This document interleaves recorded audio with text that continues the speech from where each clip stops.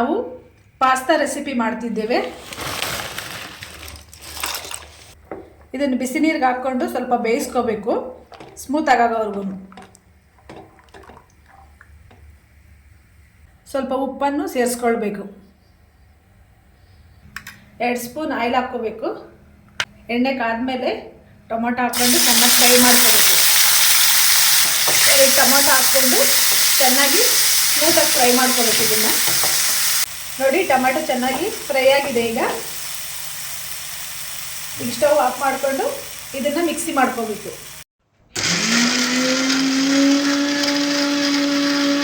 ಇದು ಟೊಮೆಟೊ ನುಣ್ಣಗೆ ಪೇಸ್ಟ್ ಮಾಡ್ಕೋಬೇಕು. ಪಾಸ್ತಾ ನೀಟಾಗಿ ಬೆಂದಿದೆ. ಇದನ್ನು ಶೋಧಿಸ್ಕೋಬೇಕೀಗ. ಸ್ವಲ್ಪ ಎಣ್ಣೆ ಹಾಕ್ಕೋಬೇಕು. ಒಂದು ಕಟ್ ಮಾಡಿರೋ ಈರುಳ್ಳಿ ಹಾಕ್ಕೋಬೇಕು. ಅರ್ಧ ಕಪ್ಪು ಸ್ವೀಟ್ ಕಾರ್ನ್ ಹಾಕ್ಕೋಬೇಕು. ಈಗ ಕ್ಯಾಪ್ಸಿಕಮ್ ಹಾಕ್ಕೋಬೇಕು. 1 ಕಪ್ಪು ಕ್ಯಾಪ್ಸಿಕಮ್ ಲೈಟಾಗಿ ಸ್ವಲ್ಪ ಬೇಯೋವರೆಗೂ ಇದು ಮಾಡ್ಕೋಬೇಕು ನೀಟಾಗಿ. ಇದೆಲ್ಲ ಬೆಂದಿದ್ದಾದ ನಂತರ ಸ್ವಲ್ಪ ಬ್ರೋಕ್ಲಿ ಆ್ಯಡ್ ಮಾಡ್ಕೋಬೇಕು. ಇದು ವೆಜಿಟೇಬಲ್ಸ್ ಎಲ್ಲನೂ ಸ್ವಲ್ಪ ಹಸಿಯಾಗಿ ಬೇಯಿಸ್ಕೋಬೇಕು. ಪೂರ್ತಿ ಬೇಯಿಸ್ಕೋಬಾರ್ದು. ಹಸಿಯಾಗಿದ್ರೇ ರುಚಿ ಚೆನ್ನಾಗಿ. ಇದು ರುಬ್ಕೊಂಡಿರೋ ಟೊಮೆಟೊನ ಆ್ಯಡ್ ಮಾಡ್ತಾಯಿದ್ದೀನಿ. ಎಲ್ಲ ಈ ಥರ ಮಿಕ್ಸ್ ಮಾಡ್ಕೋಬೇಕು ನೀಟಾಗಿ ಎಲ್ಲನೂ. ಈಗ ಫ್ರೆಶ್ ಕ್ರೀಮ್ನ ಹಾಕ್ಕೋಬೇಕು.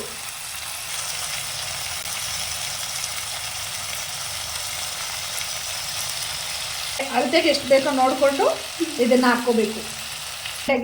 ನೀಟಾಗೆಲ್ಲ ಮಿಕ್ಸ್ ಮಾಡ್ಕೊಂಡಿದ್ದೀನಿ. ಈಗ ಪಾಸ್ತಾ ಪೌಡ್ರ್ ಮಿಕ್ಸ್ ಮಾಡ್ಕೋಬೇಕು.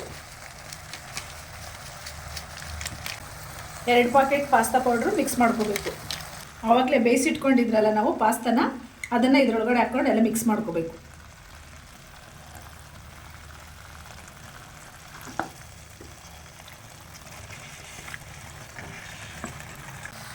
ಫ್ರೆಶ್ ಕ್ರೀಮ್ ಹಾಕಿದ್ಮೇಲೆ 2 ನಿಮಿಷ ಲೋ ಫ್ಲೇಮಲ್ಲಿ ಇಟ್ಕೊಂಡು ಈ ಥರ ಆದಮೇಲೆ ಸ್ಟವ್ ಆಫ್ ಮಾಡಬೇಕು.